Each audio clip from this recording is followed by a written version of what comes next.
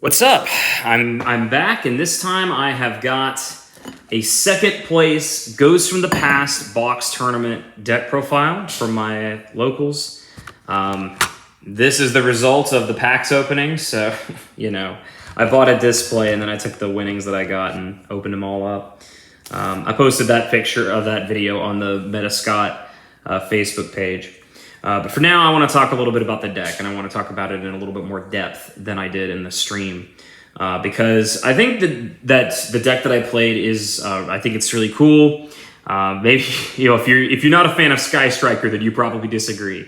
But I've kind of changed the deck quite a bit since I last posted something. So I'm going to share that here today, and I'm going to start off by kind of going through the hand trap lineup. So for this event, I played 9 hand traps. I played 3 Ash Blossom and Joyous Spring, 3 Ghost Belle and Haunted Mansion, and then 3 Infinite Impermanence. I picked this hand trap lineup because Ash generally hits all of the broken fusion spells, Fusion Destiny, Branded Fusion, and so on. It also hits Fateful Adventure to search the Gryphon, among other things like Water Enchantress and so on. It's just, of course, the most versatile and most powerful, pretty generic hand trap overall. Ghost Belle was generally kind of a meta call against a lot of the DPE, which I played against Phoenix Enforcer in nearly every single game that I played. Additionally, it hits some Eldritch somewhat, but importantly, it also hits Branded, which did come up quite a bit. Ghost Belling, things like Branded in red, or just Lubellion or Albion. Was very strong. And Infinite Impermanence is kind of the same line of thinking. Infinite Impermanence is the only hand trap that hits Verte Anaconda, and unfortunately, I never saw Infinite Impermanence at any point when Verte was resolving. I was playing very much against Phoenix Enforcer a lot today, and it made me kind of wish I was playing Effect Veiler as well, but, I'll just simply have to draw better next time to get the Infinite Impermanences.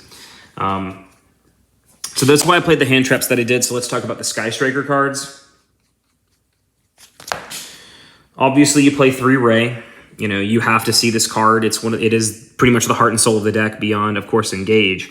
3 Raye is completely necessary. I played 2 Roze. Roze came up in surprising ways today. There is a lot of super polymerization out in the meta, and Roze is resistant to super polymerization for the most part. So a lot of the most common super poly targets don't interact well with Roze. So Roze actually did kind of put in some work today, and I'm actually kind of happy about that. Of course, I'm playing 3 Widow Anchor. This is the most powerful of the Sky Striker spells apart from Engage. Widow Anchor was extremely powerful all day. I'd say that Widow Anchor is kind of the reason to play the deck in a lot of ways because it interacts so favorably against things like DPE or Mirror Jade. Taking someone's Mirror Jade and linking it off so they don't get the Raigeki at the end step is very, very good. It also interacts pretty well with Flunder so long as they don't have the Quick Play spell, which was really obnoxious when I played Flunder today. I had 6 one-of Sky Striker spells, and they were Shark Cannon, Hornet Drones, Afterburners, Area 0, and Multirole, and of course Engage. These 2 are played at 1 because they are limited at 1, as well as Hornet Drones, of course. These 3 I played at 1 because I didn't have room for more. I usually like playing 2 Area 0, but the Adventure Engine takes up a lot of deck space. Same kind of deal with Shark Cannon. I would love to be able to play 2 in this metagame, but I think the Adventure stuff was more valuable today. Shark Cannon is good because it hits a lot of things like the target for Branded in red. This came up a lot today where against Branded in red, I target whatever they're targeting and they can't resolve the fusion because you have to add the card to hand in order to resolve it. Afterburners was really powerful against things like Eldritch today. I did play a decent bit of Eldritch. And of course, Hornet Drones was very relevant in matchups against Flunder because when they don't have the barrier statue up, but they have the field spell, Hornet Drones will let you play. The field spell is really obnoxious to normal summon against. So I was playing the Adventurer package, and I want to talk about that a little bit. The Adventurer package, if you don't know, is made up of 3 copies of Rite of Aramesir, 3 copies of Water Enchantress of the Temple, 1 copy of Fateful Adventure, 1 copy of Wandering Gryphon Rider, and 1 copy of Dracoback the Rideable Dragon. So what does this engine do for the deck? Well, For one thing, Rite of Aramesir gets an additional body on the field along with Fateful Adventure, which is an additional spell in rotation. You know, a lot of times today, my opponent would like Ghost Ogre the Fateful Adventure, and then I would be like, well, that's fine because now I have 3 spells in grave and I can resolve Engage with my extra draw. In the cases where the Adventure engine did fire and didn't get interrupted, it would give me access to either an Omni Negate through Wandering Gryphon Rider or, of course, a targeted bounce with Dracoback, which helped me out DPE today, as among other things. Overall, the engine is very strong and very, you know, since it's a kind of a spell-heavy engine, it actually works a lot better with Sky Striker than I expected, considering that the token takes up a main monster zone. But generally, you will clear your zones by linking away the tokens for things like Verte Anaconda, which, of course, since we're talking about Verte Anaconda, we are also talking about the Phoenix Enforcer engine. We're playing the Phoenix Enforcer package because, frankly, this engine is insanely broken, and as long as it's legal at 2 and with Verte in the format, I don't see any reason why not to play it in Sky Striker. The Phoenix Enforcer package won me a lot of games today just because it generally will outpace the advantage that an opponent has. If I'm able to out their DPE and get my own established, it's, you know, it's kind of just a snowballs from there. It also assists with Sky Striker's problem with being, you know, hard to OTK or kind of hard to, you know, whittle an opponent down. My opponent's lot today would use Verte themselves, and thus their life points would be lower, so my own DPE would help kind of close out games. I also play 4 one-of kind of power spells.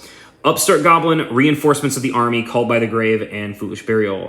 Called by the Grave is obviously very powerful hand trap protection, as well as a good way to out DPE. Foolish Burial gets me into Water Enchantress, which gets me alive onto the Adventure package. Rhoda lets me see Raye, which, you know. Upstart Goblin was the surprise star of today's tournament, as it drew me into Raigeki and drew me into Cosmic Cyclone out of my side deck, which helped me close out some key games. Before we get into the side deck, let's talk about the extra deck. The extra deck in Sky Striker is so unbelievably tight. Like, it's painful. Let's start with the one-ofs. We play one of Kaina, one of Zeke. Kaina stops OTKs and did win me a game today when my opponent forgot to go into Dark before going into Access Code Talker. So I was able to target their Access Code Talker and prevent their OTK. Zeke, of course, clears my monster zones and banishes key cards. This was very good against DPE today. 2 Hayate, you don't really usually need more than 2. You just get in, send Engage, get online. It attacks directly and sends a card from deck to grave, so you get online with that Engage. Unfortunately, the extra deck only has room for 2 Shizuku, which is killer because Shizuku's amazing. But it's a little too slow in, you know, this kind of era. It's very good, of course, when you have Multirole, but Multirole's at 1 and Engages at 1, so it's harder to see. Then, of course, 3 of the best Sky Striker late monster, and that's, of course, Kagari, and this is the best art. I'm sorry, I'm not impressed by your ultis. You know, if the Kagari doesn't look like this, I don't want it. Kagari gets you back Engage, and that's the most important thing. It gets you back Engage, draws, and of course, gets you to those drawn cards. Here are the extra deck cards for, of course, Phoenix Enforcer and Verte. Link Spider is a necessary inclusion if you play the Adventure package in Striker because you need to be able to link off the token so you can turn it into an effect monster, which you can then make Verte with. This was instrumental all day to getting me into a winning position. Then I played Dark, Selene, and Access Code Talker. And to be honest, Selene, I'm still not sure about. Selene has potential to be useful where Nightmare Unicorn isn't. But Nightmare Unicorn has an additional removal effect, which can be crucial, especially to out things like DPE. So I'm thinking about potentially putting Selene back in the binder and getting out my shiny new secret rare Unicorn. So Access Code Talker is, of course, Striker's main way to OTK. I'm playing Dirk the Dark Charmer instead of Crystron Halka Fibrax because Dark lets me steal my opponent's DPE or Mirror Jade, which is very good. Finally, we have the side deck. I've got 3 Forbidden Droplet to help me out Dragoon in case my opponent is on some rogue nonsense. Droll Bird, which did not come up today even once. I mainly had this in for something like Flunderies, but it just didn't. It never came up. What did come up are these other cards, which are Cosmic Cyclone, which was huge against Cyberse Eldritch and against just a lot of stuff in general. It came up in so many matchups. This card is incredible. Raigeki. I'm a firm believer in this card. Lightning Storm, get out. Raigeki. Raigeki's unbelievable because it can swing games like massively. I played it against, it won me the game against Flunderies, and it also, you know, provided me with some significant advantage against other decks as well. It was huge. It helped me win against Dogmatica Invoked. It was awesome. Raigeki's amazing. And then Artifact Lancea. This was what also helped me win against Flunder. It came up against Dogma Invoked as well. It came up against Phantom Knights. Amazing card. So my matchups today were round 1. I played against Cyberse Eldritch. I got 0-2'd. Cyberse Eldritch I feel like is my worst matchup because you're going to hear the statement of me losing to Cyberse Eldritch again a little bit later. I just, you know, it's hard to side against the deck, and I think I have a little bit of a better sense of what to do against it, but it also just kind of depends. Like, you have to open really well against them, and they don't have to open that well against you to really go off and scythe block you. Round 2, I played against Phantom Knights Adventure PK. Well, that's kind of written on it. It's like Adventure PK. This is where my opponent made a crucial misplay in Game 3, and it cost him the game. But I took that momentum into my next match against Branded, Despia Branded with Shadal. This was a pretty intense game. Despia Branded Shadal was a lot. But ultimately, I had all the tools just about in most of the games to banish their graveyard, to shut off their fusions. It went really well against them. But game 3, it started to not. We ran out of time, and I just had to win off Kaina. The 100 life points special. Round 4, I played against Dogmatica Invoked, Shadal Branded. This absolute insane pile of a deck. I handled pretty well, I would say, overall. It wasn't easy. They got game 2 off me. I got game 1, they got game 2, and then in game 3, I sided out the entire adventure package and just went heavy, go second with like a Raigeki and stuff, and that would made a huge difference. So that was round 4. Round 5, I played against Dragon Maid.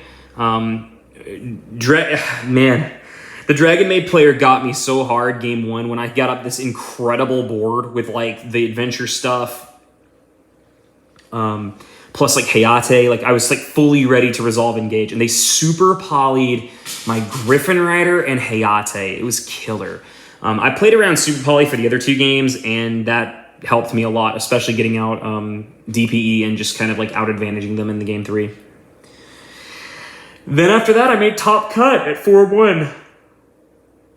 In top cut, I played against Flunderies, and it was pretty intense, but like I said, Raigeki was instrumental. In game 3, I opened just like an absolute god. Like, I punished them so hard after they went for this Ryza play, and then like Raigeki their board, and it was just unbelievable. And then the final round was against Cyberse Eldritch. It was not the same player I lost to either. It was a very close set, but they managed to scythe lock me in game 3, and that did it. So overall, I'm pretty happy with it. I walked away with some packs, and I really enjoyed playing. I'm going to be playing in a regional in another state come next weekend, so I'm really excited for it. Anyway, hope you enjoyed this, or, well, you know, it's just kind of me talking, me rambling. But it's fun. I love Yu-Gi-Oh! And it's definitely, I just love competing in this game. It's just so fun. You know, not to just like rail this into a discussion about like, you know, what people think the Yu-Gi-Oh! Meta is, but it's like, there's just nothing quite like it. Really like understanding all the interactions and like, you know, going back and forth with your opponent. You know, I used to play Pokemon competitively, and it was fun, but there's just nothing like the interaction in Yu-Gi-Oh! Just there's constant like point-to-point interaction. I mean, it sucks when there's formats where like big floodgates like Artifact Scythe are big in game determinative, and you know, if Scythe was banned, I wouldn't have lost that last game if, you know, that was the only thing changed. And that sucks, but, you know, there's ups and downs to any competitive game, and I just really, really enjoy this game. I have a deck that I love to play a lot, and I have a good community, and, you know, it's a fantastic game. It's a wonderful tournament experience, and I'm so excited to keep competing in this game. Anyway, you have a good one. Bye.